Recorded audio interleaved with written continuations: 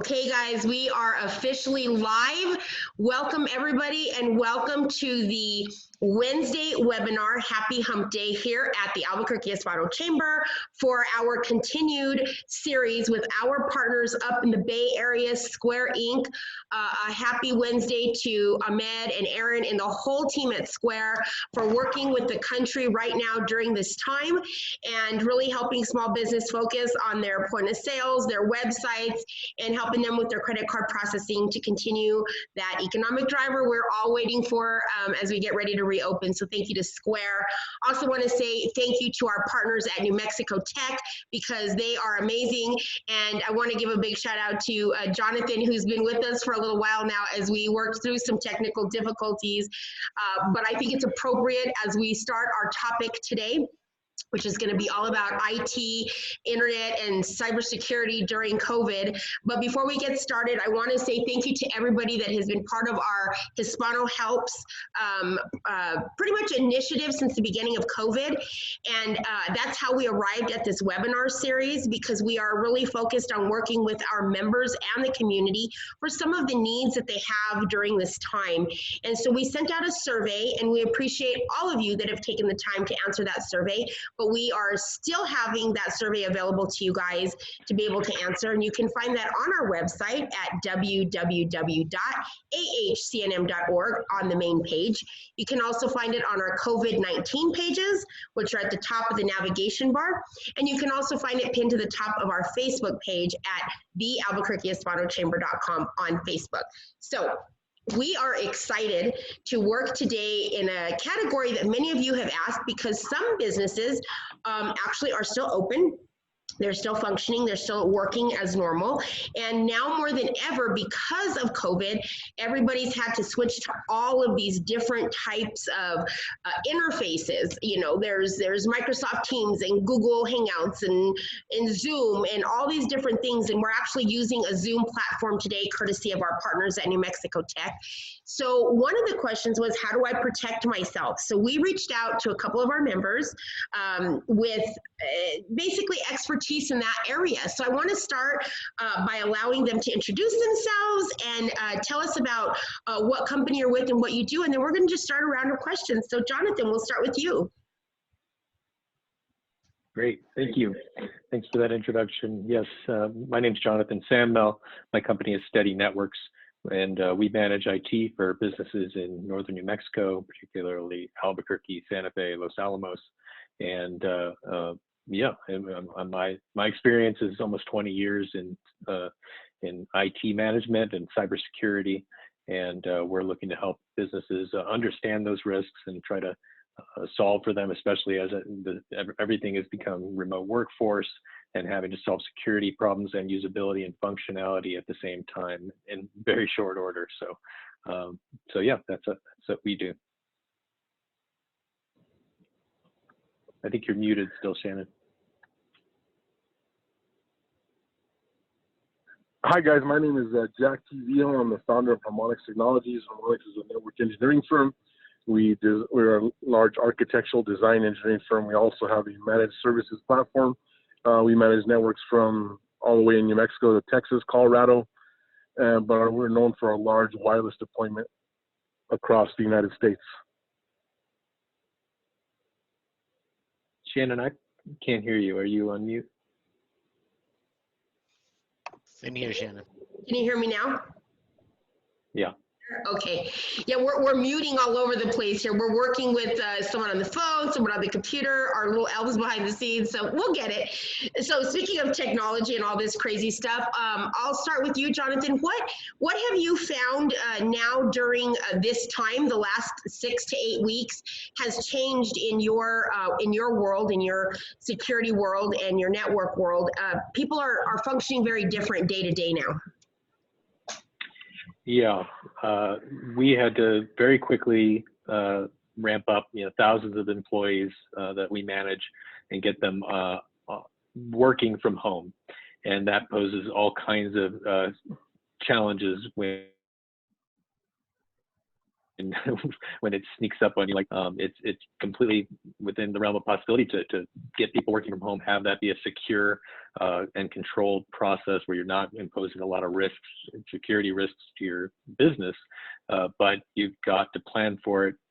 And we didn't have any time to plan for it, so we had to bootstrap, get a lot of people working in overdrive, trying to get those systems set up but securely. I mean, we didn't want to impose any more risk and make the world more difficult for these business owners, because if they had to suddenly be dealing with some kind of a breach or a cyber attack, ransomware, something like that. So we didn't want to introduce any of those kinds of risks while we were moving quickly to get them up and running in a remote environment. So, there's two aspects of managing IT. There's always cybersecurity on one side and IT management on the other. And you're always trying to find the balance where people can get their work done efficiently, but in a secure way. And so that's been a big focus and a big challenge over the past month. And now it looks like we're going to have to unwind it and do it all in reverse over the next few weeks. Sure. So Jack, here's a question for you. What are some of the changes that you've seen in some of the large companies that you manage with how people are handling security right now with all of the, the internet interface that's happening? Because we have some people that like to use certain platforms and some that don't. And so tell us about what you guys are doing in regards to keeping everybody's information safe. Well, I think, Shannon, ours is so like we're in a more controlled environment. So when we're dealing a lot like the district attorney's office, the state entities, the platforms are already designated. So people aren't really using a platform that's not designated. So our main thing is pretty much each laptop or device is being issued out by the entity that we're managing. So we kind of control everything from the core side. The one thing that we do make sure is kind of best practices and see what's going on and again, it's like how large tier the individual is. And so if they're a very high-ranking individual that needs to be pretty secured, well, we actually set up firewalls and a secure network at their home that ties back to the core infrastructure. Okay, so that brings up an interesting point. So if you are a business out there that has sensitive, secure and sensitive information, that there is a way to be able to make sure that while you're working from home, you can still keep your information secure. Is that what I'm understanding, Jack? Absolutely, because you're not really looking, when you set up virtual private networks and the way you encrypt stuff, there is no real such thing as you're working from home. You're just really a node of the network. So you're either on premises, like you're in the building, or externally. So there's certain things you wouldn't want to do. Like, we deal with some classified networks, so you're going to have to go to work. No matter what COVID, unless the individual was sick. But those type of transactions only happen on the premises, period. But like for the level of what the businesses that we're working with, that I think your crowd is and we're talking is not the case, right? Yeah, we're talking about small business owners that maybe they have, people's credit card information because they process things once a month. Maybe they're doing Zoom and maybe they just have some internal information they don't want to share and they're worried about network. So yeah, so for both of you guys, and Jack, we'll let you continue and move over to Jonathan. We are working with smaller businesses. We're not working with most classified situations, of course, but they do have security issues. So we do need to be able to address how a small business can feel safe right now in today's, at least over the last couple months. Yeah, and Jack's absolutely right. And what's been interesting is to see that what classified and secure environments have been doing for years is now trickling down into small and medium businesses.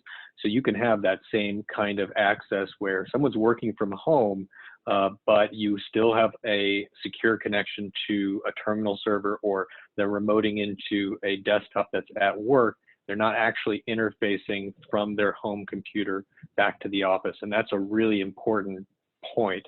The biggest risk that you could introduce to a network is an uncontrolled, unpatched, teenagers and kids getting on the computer at home, and now suddenly that's part of the work environment. You don't want to do that. You have to have a firewall layer between the home computer and the business computer, and those tools have become more cost effective and more secure. There's now two-factor authentication that you can have for sort of, I don't want to say consumer, but small business products that maybe used to be more enterprise and government secure. There's lots of tools that we're employing for our customers to prevent those home computers from getting on the network, but to still give them access from home onto the network. So Jack, I know that you have a wide variety of clients, but tell us about, and not necessarily by name, but tell us about some of the clients that you have and the ways that you're securing their information right now that might be different during this. Well, I'm okay with sharing that. So I'll tell you kind of like the commercial side that we deal with is, I'll use like CGI. They're a large custom grading company, Cordova Construction. Yes, and CGI, so it's kind of like, yeah, so I think that I took a very holistic approach, and, the technologies are developing in large, it's like if you build large buildings, you're going to understand you're using the same safety protocols to build small. And so we're able to find, it's kind of great what Jonathan said, it's kind of the consumer level firewall that still has some enterprise capabilities. And so that architecture there, so when COVID hit, every single employee was already ready to go out because of the infrastructure that was built. And I think what small businesses have to do today is now you have to pre-plan of anything. And so working virtually should already be a piece of your platform. So I think what the holistic approach you have to take is looking and saying, okay, now I'm going to really budget out this key pieces that I really need, not like the way it was before pre-COVID, where you could kind of get around with not doing this. So I'll give an example. A lot of these small businesses want to get and do business with Sandia National Labs. Well, you have to have a cybersecurity plan in place, or you're not going to be able to submit your bills, right? And so big piece is this, is how is your network? Do you have an actual firewall? Is the firewall at home? The firewall is today at home. Now you can actually separate the traffic, send all your teenagers and stuff out, what I call the DMZ, and then you actually have your secure port for work. And I think you're going to have to be able to do that. And it's not really as expensive as people think it is. It's more of a best practice, right? Because you don't want to jump on something, and it's like dieting, right? You don't want to be the 400-pound patient with going to get open heart surgery, and you didn't do all the right things up front. And that's what the hackers, and that's ransom and all that. So you could do a lot of different things up front so you're not there, so you don't end up in that situation. That's really not that cost. It's not that big heavy cost that people think. So that's a great point, and I'm taking notes as we're talking because I want to come back to a couple of things. But Jonathan, I want to ask you similar but same question. Small businesses right now, obviously, they're going through a lot. There is a lot of businesses that have not been affected or have been affected positively, but there's a lot more that have not. And so what can we say to a small business that's like, wow, I'm learning and didn't know that I needed to have these in place. So what can we talk to them about? And then not necessarily a pricing structure, but like Jack said, is it affordable for me right now as a small business owner? Yeah, I mean, unfortunately, you have to look at it maybe similar to insurance, which is it's a cost of doing business, and what's the cost of not doing these things. You can have one breach cost tens of thousands of dollars. Depending on how you want to calculate it. You've got your lost revenue from being down. You've got, maybe you're paying a ransom. You've got impact to your reputation. There's so many costs of a cyber breach that need to be taken into consideration. And so the cure for that is doing the kind of compliance that Jack's talking about for small businesses, for example, that want to do business with the government, with Department of Defense, Department of Energy. They've got requirements that they have to meet, but these are no longer crazy outside the box security requirements. They're best practices that everyone should adopt because they can reduce the attack surface and reduce the likelihood of a breach being successful. There are some really basic things that we preach over and over again, and one of them is multi-factor authentication for your email. and keeping patching up to date, having antivirus, having a firewall that's got intrusion detection and prevention. These things maybe used to be enterprise or government, but now they're very affordable for small business. They can have a huge impact on preventing a successful cyber attack. Education is another huge piece of it, making sure people understand what the risks are, especially from email, phishing attempts, things like that. And that education can go a long way and costs very little. Oh, great points. Thank you guys so much. Again, I'm taking notes so we can circle back around. Now, you guys are involved in a whole new world for the majority of businesses. I mean, this is what you guys do for a living. This is how you've done business for so long. So probably something like a little COVID-19 did not necessarily affect you guys, whereas it has affected so many small businesses. So you guys are out in the technology world every day. What is something that's really cool that might be up and coming? Maybe we don't know about it yet, or you do know about it, but it's not very publicized yet in technology. What is coming up when it comes to security and internet technologies? Shannon, before we go into that, what I want you to take notes of, this is really important, kind of on what John said is, so when you're a small business, number one thing is this, like, just basic knowledge, right? And I'm gonna kind of lay this. And so we're talking, one, having a basic firewall, right? A firewall that does intrusion prevention. That's your number one step, period. You should have that, right? The second piece that you're gonna have is you gotta make sure that none of your machines that you're gonna do business, that they're really a professional, like a Windows professional, not our home edition, because that doesn't give us all the level of security that you're gonna need for the patches and updates. And then a third thing is basically having virus protection software loaded on your machine with all the updates, and that you had ran all the scans before you do that, right? That's A, B, and C. That's just, well, I'm teaching you simple martial arts here. Got it. Number four is, again, double authentication. There's folders out there. Like, I'm gonna give you an example. The chances of a hacker stealing the data over the credit card machine is going to be slim to none. It uses a whole different type of protocol, right? But it's you storing the information incorrectly. You putting it in a document that someone can get, and when they're watching you, right? They're physing your network. So it's how do you store the data? And so my philosophy is this, right? You write the credit card information down. Once it's transacted, you shred it. You should never transact it over the email, any of that. So that right there just kills 90% of your issues, right? The fourth biggest tip that you're going to give is on the home computer. The reason I really stress the difference between a home and a corporate computer is, in a corporate computer, you have a lot of policies for what you're surfing. So if you're out there surfing gambling or adult sites or any of that, you're going to get cookies, you're going to get stuff that you don't want. That's where malware gets on. So, but if you're you could be on target.com, there's certain things. That's why some corporate networks, the internet is very, very filtered.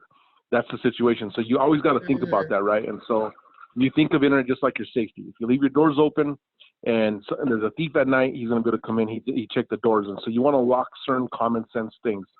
So I think before we talk, like, and I don't want to stop you from that, we'll go forward to the newer technologies. But life is all about basics. If you understand the basics accounting, the basics of just technology, that's going to take you so much further than what I call the icing or the bells and whistles of life. Basics are going to get you 90% there. So what's really great is, again, definitely taking notes, because what will end up happening is somebody's going to come into this webinar late. They're going to only see a portion of it. So what we're going to do is we're going to make sure and put together some key bullet points to share as part of our resources that go out to our members every week, every month, and in mailings, as well as website and Facebook posts.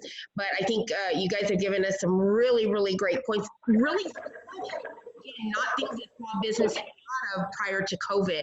So this is really good stuff. Thank you guys both on that. So let's just talk about some fun stuff. What do you guys see coming up in the horizon, and what should small businesses or medium or even large size businesses be looking forward to now after, as we start to reopen? Well, I can speak a little bit to that, because there's some technologies that have been around for maybe a year or two that we've been pushing to get adoption in the small business community. We think that they're a great fit, and it's taken something like this to get people to really take notice of some of these technologies. Of course, Zoom is one of them, but Teams is something that we've been an advocate for at least a year and a half.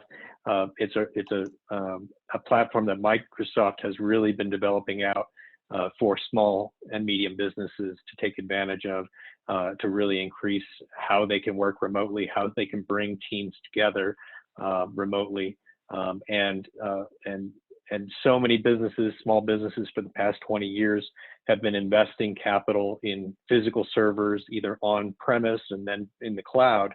There are great new tools to manage networks securely and efficiently without any server at all anymore. And so those are some of the technologies like Microsoft Intune and Azure Active Directory that we're hoping that people will take advantage of now that things are more remote. Maybe people are not going to be investing in as much commercial real estate space and want to know how do they manage their infrastructure without having a physical location. You can do that now, and it's become more affordable and more practical for small and medium businesses to do that. So everybody's physical space has now become their virtual space. Again, all these new things that we're learning. What about you, Jack? What do you see coming up?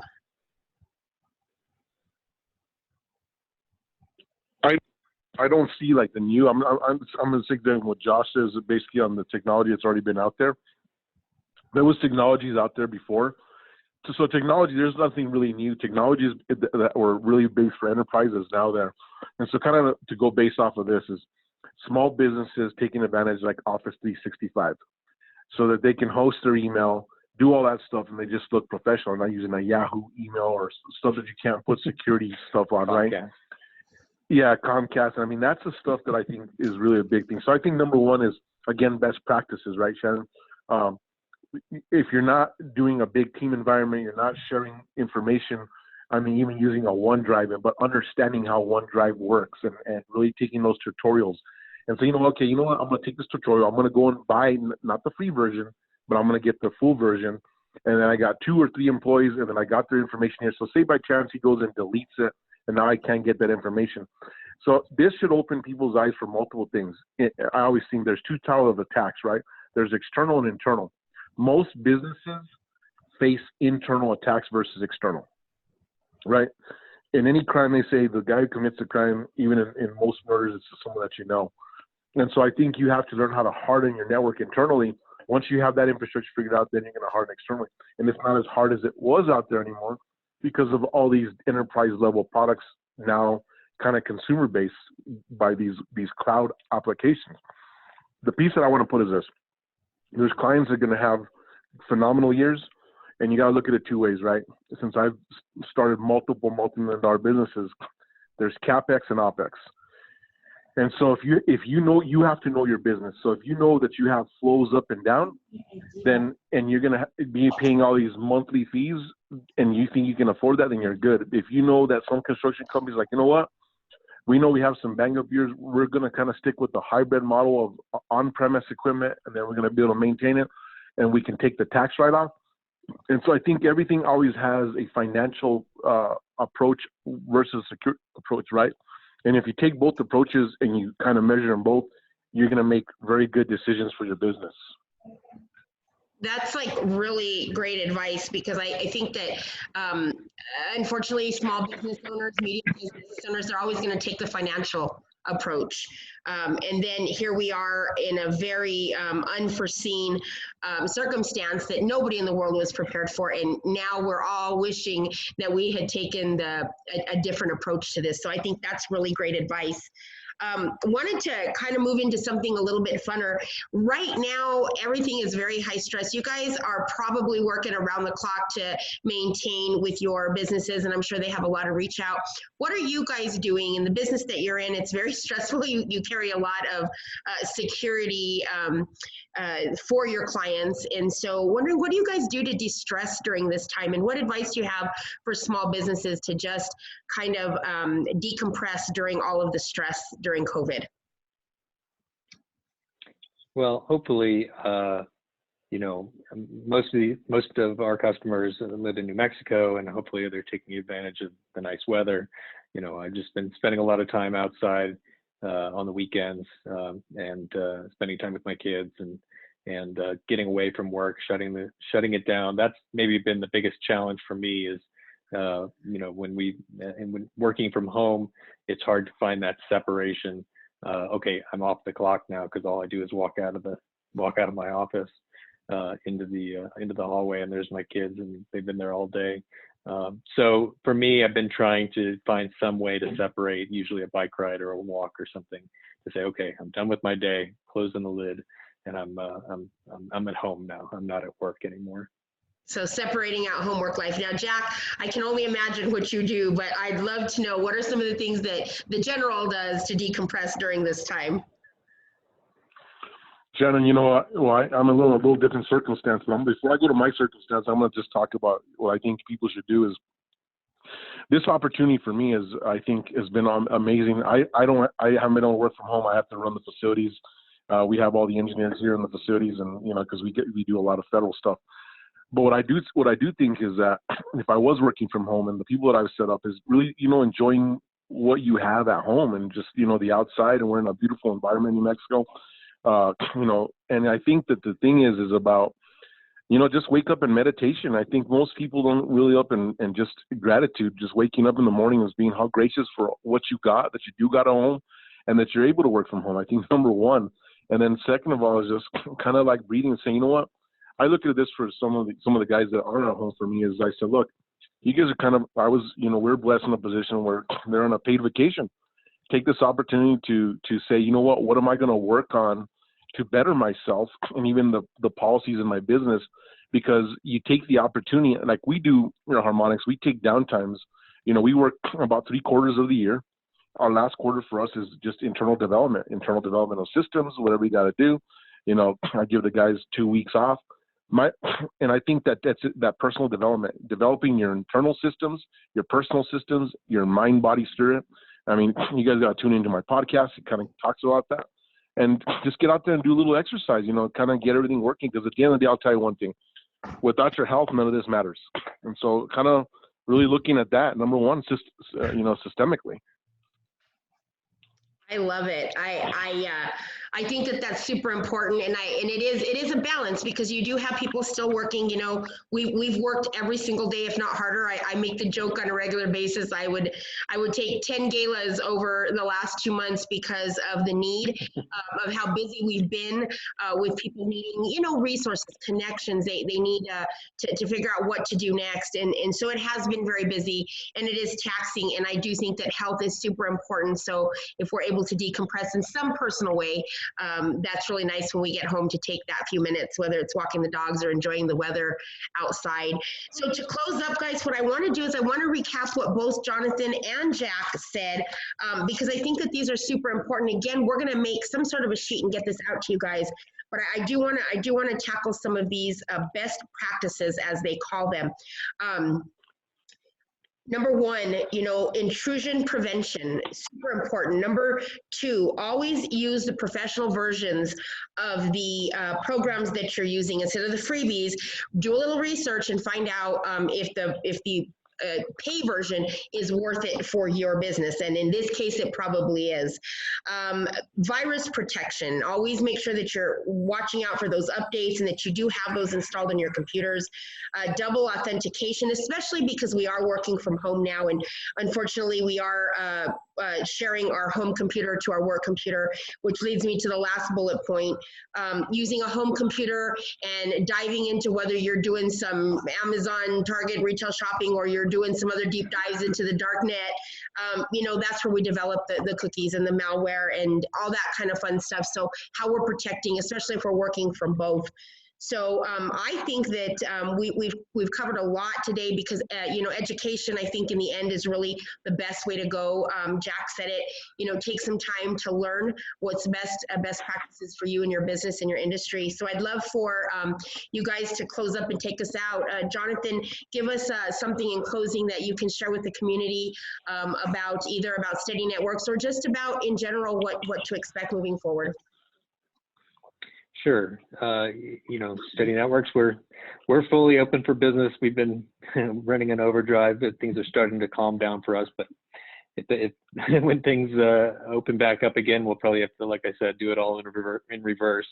Yeah, if you've got a small business and you need any help, and we're happy to just talk and consult and let you know our thoughts on what you're doing around technology and security and risk and cost.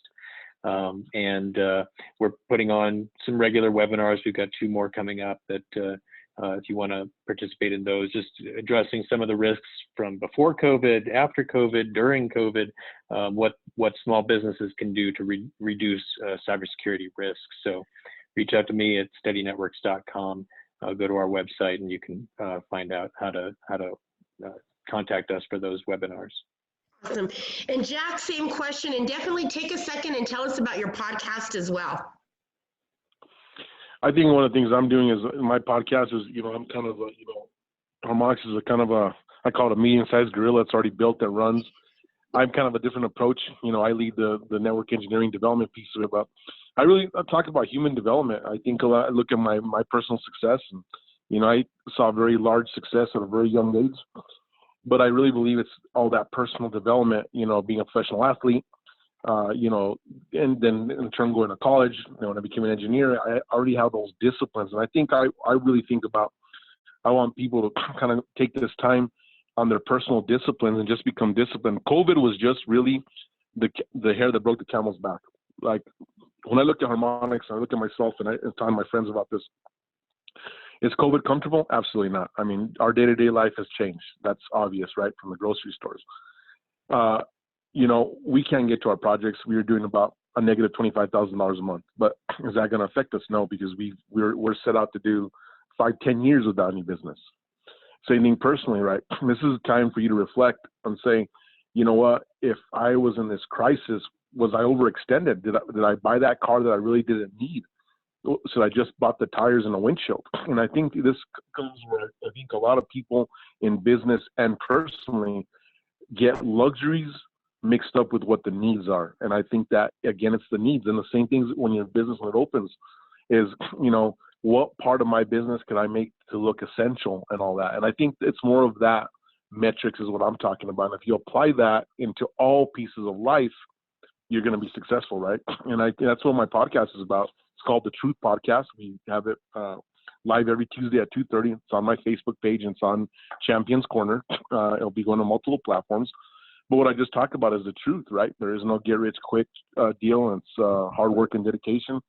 It's the basic fundamentals, I think, that our grandparents, our parents taught us, and it's just kind of with a different twist to it, right?